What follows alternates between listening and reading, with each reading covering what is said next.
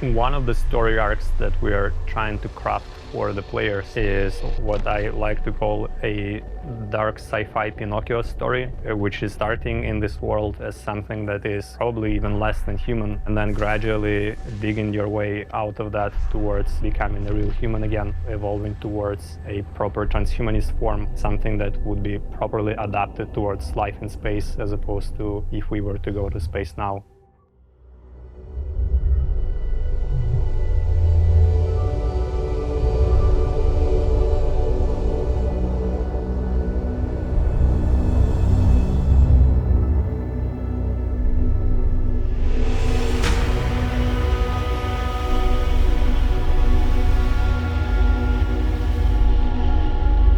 Frontier is a survival game set in space, with a focus on self-reliance, moment-to-moment gameplay, and unlocking third-party development with an inclusive business model. I think it's bordering on survival horror almost, in this huge, vast, empty universe with the rotting vestiges of an old civilization that grew too large and eventually collapsed. We're focusing really on the exploration.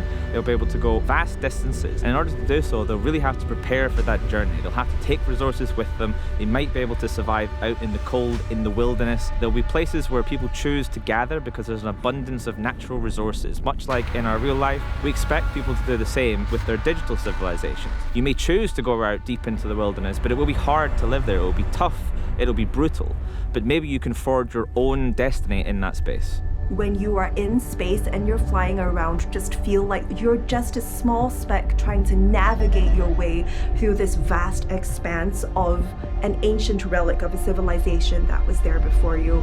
We're excited to be introducing smart assemblies as a feature. So let's us open up this universe to a layer where other players will be able to modify and co-create this universe with us. CCP's always worked with third-party developers. It's part of what makes EVE Online so good at what it does, and we have just taken that and amplified it with Frontier. It's open source, and that means that you can go in and you can program directly into the game with our Smart Assemblies features. Smart Assemblies are structures in space that you as a player will be able to modify using code that you are writing and then deploying onto the blockchain.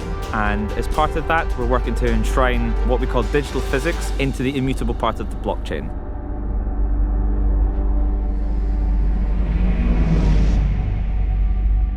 In the Frontier, everything is underpinned by digital physics. Very much in the same way that when we're walking around, when we are throwing things, putting glasses on tables, we don't think about how gravity is pulling us down. Within the virtual universe that we're creating together on eFrontier, blockchain is that physics layer that helps us to enshrine these rules to make sure that they are beyond anyone's touching, even ours at CCP. An example of digital physics could be as simple as item locality. If an item exists, it has a location, it cannot be messed around with. If we make it so that you can't just teleport items around, then suddenly it becomes very important to be able to move things around inside the game. If that's enshrined at that base layer, everyone can look at this immutable blockchain and see this cannot be disrespected. You have to follow this. There's nothing that you would be able to do with smart assemblies that wouldn't at its core be enshrined by this idea of digital physics that we're building into the game.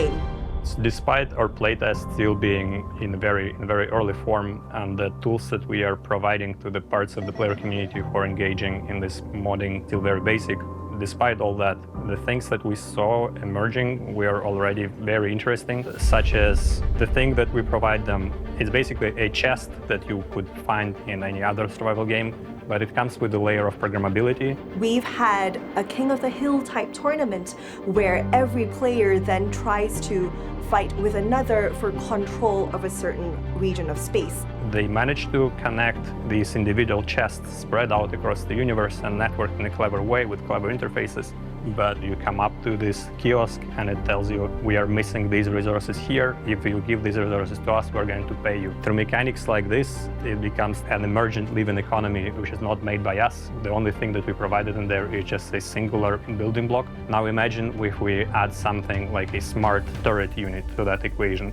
And then you can have these scenarios where you come to a kiosk, and if you do something that the kiosk doesn't like, it starts shooting you, or vice versa. You can start creating not just market systems, but emergent security systems, which can be much more interesting than the security systems that we normally see in interactive media in virtual worlds, which is you do something bad, the game will just punish you. This is more like a society is punishing you, and a certain part of the society that you choose to interact with. In a way that we would not be able to design. We will probably see player groups collapse, not because they got defeated by someone on the battlefield, but because they mismanaged their monetary policy, they didn't manage their inflation rate, or things like that.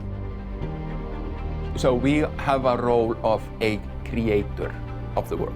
But a lot of the sort of world creation myth is like somebody creates and then people take over. So there will be a bit of creation activity that hopefully will fade out. Then there will be this activity of like the embassy economy is bootstrapping the quote-unquote the real economy. And then ideally these things fade away. The training wheels are completely off and the world sort of lives and breathes through the activity of the people playing. The path that we're trying to follow is we are building these singular foundational building blocks and the core game mechanics and the engine itself, but then all of these higher level things such as social mechanics, the economy, and the higher level landscape of warfare, for example. All of these things are from the player base and are emerging already in more or less in real time whenever we're having playtests. Our motto is we create virtual worlds more meaningful than real life. We want to build eFrontier such that as time goes on and it becomes more and more decentralized, the true long-term goal with open sourcing the Carbon development platform means that the ownership of the game itself will essentially reside in the citizens of the frontier. They choose to be here, they choose to live here in this virtual world, they should have a say in it. We are trying to build this project around a set of universal pillars, from game mechanics to aesthetics. We are trying to create a world that is grounded in science. That's the first one.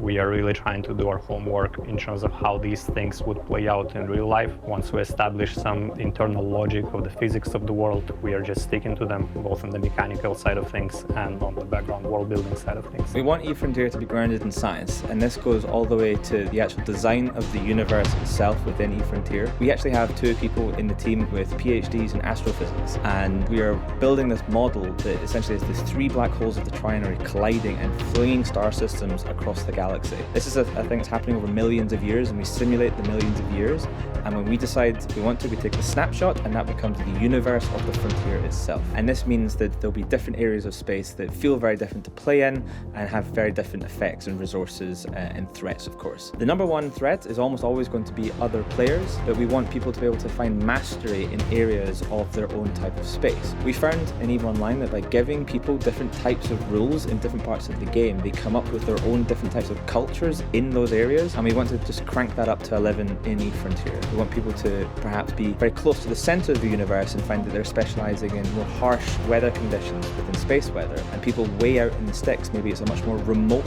thing, requires much more logistical lifting, but it's perhaps less risk of running into other players. In our current build, we have approximately 20,000 star systems, and we're aiming for over 100,000. We want you to be able to go carve out your own area of space in the far reaches. Take your friends, head off into the forest, and find some place to build your own little camp in space. The second one is that we are trying to craft a cruel survival experience where you are maybe not alone against the world, but you're more inclined to be in a small gang of friends trying to overcome the hostile universe and other player groups. You're just washed up on a shore, you're alone, it's dark and cold, and the world is out to get you pretty seriously, and you have a tiny spaceship and everything takes enormous amount of effort. It needs to be a pretty hostile world for a few reasons. One of them is that we have this empiric discovery from our past projects where, somewhat counterintuitively, this is a really good way to force people to band together, and this is something that we are trying to facilitate with this project. Sometimes we are referring to it as a civilization engine. We're trying to ensure that we end up there mechanically via things like introducing energy management into the experience, i.e. things are taking not just time or resources, but you need to put in some labor, some energy in there. Every action has some sort of energy cost. For example, if you've mined an asteroid or you've mined the player who was mining the asteroid with your guns, suddenly you've got resources, and that has cost you some sort of energy to do that. Now it's becoming much akin to a proper survival experience where, for example, if you just want to navigate from one star system to another, you suddenly need to be mindful of that in a similar way as someone who is going on an expedition would be mindful of things like having enough food with you, having enough fuel for your car or whatever your vehicle is. It's something that means that you can't just perpetually fly around forever without eventually running out of energy. You will need to stop and do something. You could commit to going on a one-way expedition and then setting up some way to build more resources in that area. And if that is such a long way away, the fact that you've had to prepare and commit to going there, that makes the universe feel substantially bigger than infinite free travel, for example. And of course, we're also trying to support it on an aesthetic side of things with the other mechanics, such as the occlusion mechanics, where you can hide behind objects and people cannot shoot at you, people cannot see you. Completely changes the way combat feels. It means that the space environment around you becomes critically important, and your awareness of what's there and what you can't see becomes vital. You could be walking into a trap and you would never know it. You have to decide where the risk threshold for you is. And likewise, if you have plenty of friends, you could be setting up crazy types of traps to catch other people. And having that lack of perfect information is what actually allows that to happen. If you know everything around you, you're almost never going to make the wrong decision. Giving people that inability to know exactly what's there will really add some friction to the game.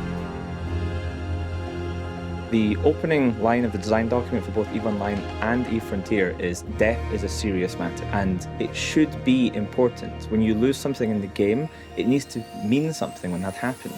And we find that when you have this cruel survival experience, then losses have meaning, things and your experiences in that world have very deep meaning. If you lose something and you can just easily replace it, then did you really lose it? So having that actual sense of loss means that there's a certain value in what you care about in the world. And this makes it a very dark world, and that is by design. Because when you build a dark world, the players themselves come in and they bring the light and they build their own utopias inside this dark world. One of the story arcs that we are trying to craft for the players is what I like to call a dark sci-fi Pinocchio story, which is starting in this world as something that is probably even less than human. It's a cheap placeholder artificial body, and then gradually digging your way out of that towards becoming a real human again, which should coincide with things such as character creator features and stuff like that. And then going from there, if you wish so, evolving towards a proper transhumanist form, something that would be properly adapted towards life in space, as opposed to if we were to go to space now. We also have a pillar on rebuilding a broken world. So the Frontier Galaxy itself has got rotting structures of a long-gone civilization. It is just stripped bare. There is very little infrastructure. There's little that really exists in that area. The players themselves are going to have to rebuild not only their own local areas, their own little base in space, but they're going to have to rebuild almost civilization itself. As part of that, we've introduced smart assemblies, and we'll be continuing to introduce further and further components that let you really build out this great base in space, whether it's just your own small encampment or whether it's a large industrial complex powered by hundreds of people working together. We're really excited with what players will be able to do with smart assemblies. We are building out smart assemblies on a framework called MUD. We've implemented HTML5 rendering within the game client, and this allows people to switch in between what they would generally consider to be the normal game client and also the blockchain components seamlessly, so that you very often will not even realize when you are interacting with the blockchain stack. We believe that this allows players to then be able to interact with these smart assemblies in a way that has not yet been seen before and was not possible prior to the introduction of blockchain technology. But at the same time, if you're not going to be a programmer or a coder, then the collaborative nature of the universe that we're building out and the community that will form within that will let you leverage the skill set of other players so that everyone gets a really enjoyable gameplay experience. We are a little bit more of an R&D company in our DNA than we are a pure games development company. It was pretty clear for some time that there are some interesting emergent technological opportunities out there around the blockchain space, for example. And one of the things that they're trying to achieve in there is this concept of autonomous worlds, which is a self-sufficient virtual world that can survive on its own. It doesn't need owners, it doesn't need a company to run it. And now that was way more interesting than all of this financial stuff in there. As we went down that path, what we discovered is a capacity for a sustainable approach to server-side modding, i.e. we can build a virtual world that is self-sustainable, that is not run by ourselves in the future, and that can be modified by players in real time. So in this quest to remove all constraints, where the game literally lives through people playing it and nothing else is required, this idea of forever is connected with, okay, then it has to exceed everyone's lifespan because people don't live forever. And then you end up, okay, you need decentralization, you need to encrypt the state so nobody's cheating. You want it to be transactionally sound, you need a way to propagate the state, then you need a way for a compose on top of the state. You just very quickly end up with a blockchain. When we were building EVE Online, we decided to build on top of a database. Our choice of a database was hotly contested, at least in this community of people making MMO-like games. And never did we really position the game. EVE Online, the first database game. And we're not really looking to do that with eFrontier either. It is not really a blockchain game, no more than EVE is a database game. We're just being very explicit about it because it is a hot topic and we don't want to hide it away. It does use many stuff. A blockchain is involved, for sure. But it's more about the fact that it is distributed and not centralized. This is more like a peer-to-peer system where everyone can mod the server state in accordance to digital physics we have enshrouded into the world.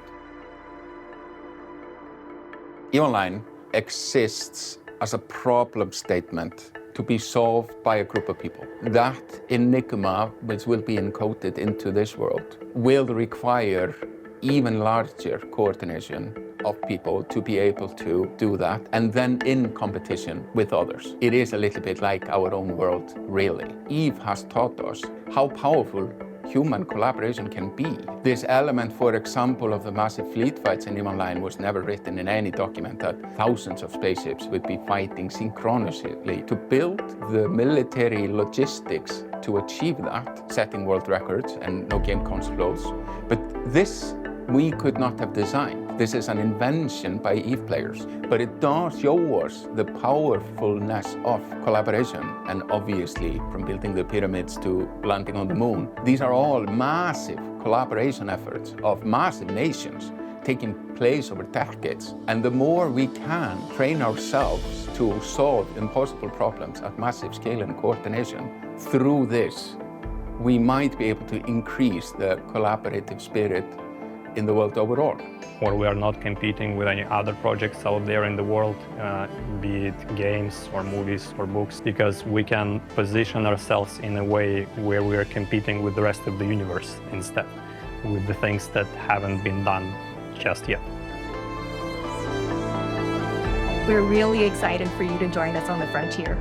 To get your hands on Founder Access Packs, which are available right now, head on over to efrontier.com.